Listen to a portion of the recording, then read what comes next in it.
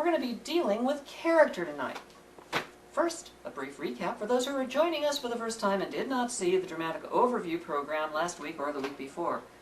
Dramatica's central concept is called the story mind. Let me write that on my new dry marker board so that I can justify this purchase to the IRS when they come asking where the $12 went.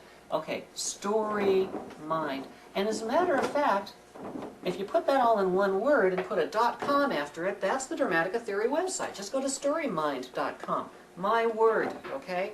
My word, StoryMind. Why is it my word? Why is it important? Because Dramatica's central concept about the story mind is something that nobody ever said before in the whole history of stories. And we were just foolish enough to go down paths that everybody knew better than to look on and stumble across something like this concept. And therefore, because we were foolish enough, we were also very lucky, and we now have Dramatica. Story mind. What does it mean? That every complete story is an analogy to a single mind trying to deal with an inequity. Okay, but what does it mean? Okay, what it means is that rather than looking at characters, theme, plot, and genre as a bunch of people who are dealing with conflicting value standards, trying to accomplish something in a particular setting, Dramatica sees all of these areas as being different families of thought in a single human mind. Different families of thought. Characters are the motivations of a story mind. Theme, the value standards, conflicting value standards like we all have. Plot are the methodologies used by the story mind to try and resolve its difficulties, and genre is the overall personality of the story mind. What kind of a story mind, what kind of a mind is it that is driven by these motivations with these value standards to try and achieve things in this way?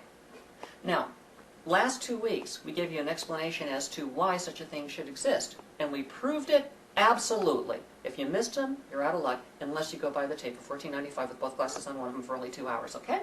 So, what we got here is the story mind with its motivations, evaluations, methodologies, and, effectively, its purposes, its personality. Now, when we look at this story mind, why is that important to us?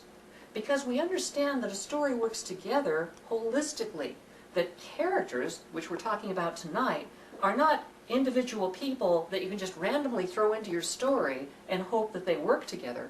When is there a chemistry in your story with your characters? When the chemistry of your mind is working. Characters are the individual facets of your story mind. And just as each of us has sometimes when we're one way or another way, sometimes we're cowardly, sometimes we're brave, sometimes we're happy or sad, characters represent the different facets of our own mind, and they must, in your story mind, be able to coexist in the same way the different facets of your mind coexist, or you end up with a story that has a split personality. These characters that we're going to talk about tonight represent different aspects of a single mind, and you have to ask yourself in your story, would these characters all exist in the same mind? Would those motivations exist in the same mind, even if they're conflicting motivations? Now, the final thing we did of importance for tonight that we covered in our earlier classes is the concept of the 4 through lines. When you take this story mind and you look at it, yes? Right closer to your side. Closer to myself. When you look at the story mind, there are 4 different perspectives you can take of this story mind. You can look at it from the outside looking in, as if you hold it up and say, alas, poor mind. And that's the objective view. Objective. Okay? The objective view is when you stand on the outside looking in, kind of like a general on a hill watching a dramatic battle down below. You can see the big picture, just like you can watch neurons firing in a brain, but you don't really know what the brain is going through. You don't know what it's like to be that person. To do that, you have to go from the objective view and zoom yourself down into the shoes of one of the soldiers on the field, and that's the main character. The main character represents the audience position in the story. So now we have 2 points of view that an audience needs. Kind of the God's eye view, or the author's view, or the big picture, BP for objective. Or, in addition to that, we also need to explore the story from the inside to see what it's like to have this problem. In other words, what if this was our mind with these characters representing our thoughts made tangible so we can watch the mechanism of our own mind? What if we put that mind into our heads, put it on, and say, now we're inside the story? Well, now you don't get the big picture. You're stumbling around trying to get out alive and do your job, but you really don't know what's over the next hill. You don't see that objective view. Now, the audience needs both of these.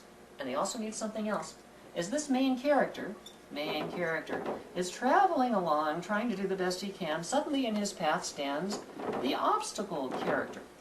This is another soldier, Soldier 2, S2, and S1.